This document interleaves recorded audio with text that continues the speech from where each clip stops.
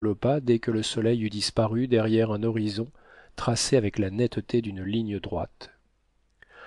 Le lendemain était le 1er mai, un jeudi, mais les jours se succédaient avec une monotonie désespérante.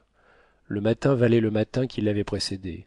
Midi jetait à profusion ses mêmes rayons, toujours inépuisables, et la nuit condensait dans son ombre cette chaleur éparse que le jour suivant devait léguer encore à la nuit suivante.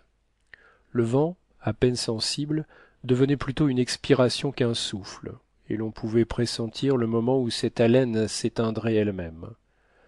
Le docteur réagissait contre la tristesse de cette situation. Il conservait le calme et le sang-froid d'un cœur aguerri. Sa lunette à la main, il interrogeait tous les points de l'horizon. Il voyait décroître insensiblement les dernières collines et s'effacer la dernière végétation. Devant lui s'étendait toute l'immensité du désert. La responsabilité qui pesait sur lui l'affectait beaucoup, bien qu'il n'en laissât rien paraître. Ces deux hommes, Dick et Joe, deux amis tous les deux, il les avait entraînés au loin, presque par la force de l'amitié ou du devoir. Avait-il bien agi? N'était-ce pas tenter les voies défendues? N'essayait-il pas dans ce voyage de franchir les limites de l'impossible? Dieu n'avait-il pas réservé à des siècles plus reculés la connaissance de ce continent ingrat? Toutes ces pensées, comme il arrive aux heures de découragement, se multiplièrent dans sa tête, et, par une irrésistible association d'idées, Samuel s'emportait au-delà de la logique et du raisonnement. Après avoir constaté ce qu'il n'eût pas dû faire, il se demandait ce qu'il fallait faire alors. Serait-il impossible de retourner sur ses pas? N'existait-il pas des courants supérieurs qui le repousseraient vers des contrées moins arides? Sûr du pays passé, il ignorait le pays à venir.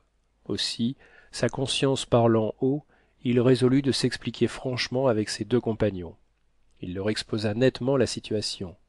Il leur montra ce qui avait été fait et ce qui restait à faire.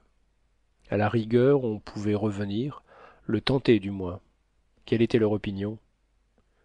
Je n'ai d'autre opinion que celle de mon maître, répondit Joe. Ce qu'il souffrira, je puis le souffrir, et mieux que lui. Où il ira, j'irai. Et toi, Kennedy?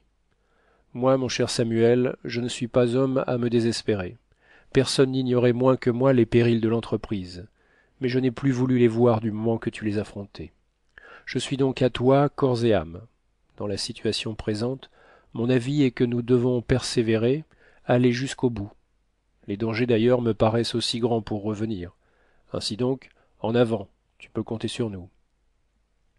Merci, mes dignes amis, répondit le docteur, véritablement ému.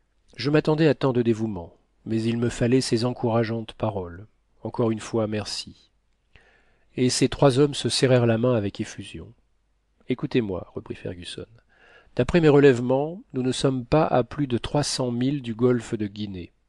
Le désert ne peut donc s'étendre indéfiniment, puisque la côte est habitée et reconnue jusqu'à une certaine profondeur dans les terres.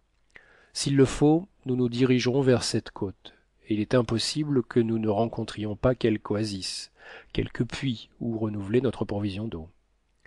Mais ce qui nous manque, c'est le vent, et sans lui, nous sommes retenus au calme plat au milieu des airs. Attendons avec résignation, dit le chasseur. Mais chacun à son tour interrogea vainement l'espace pendant cette interminable journée. Rien n'apparut qui pût faire naître une espérance. Les derniers mouvements du sol disparurent au soleil couchant, dont les rayons horizontaux s'allongèrent en longues lignes de feu sur cette plate immensité. C'était le désert. Les voyageurs n'avaient pas franchi une distance de 15 milles, ayant dépensé ainsi que le jour précédent 130 pieds cubes de gaz pour alimenter le chalumeau, et 2 pintes d'eau sur 8 durent être sacrifiées à l'étanchement d'une soif ardente. La nuit se passa tranquille, trop tranquille. Le docteur ne dormit pas.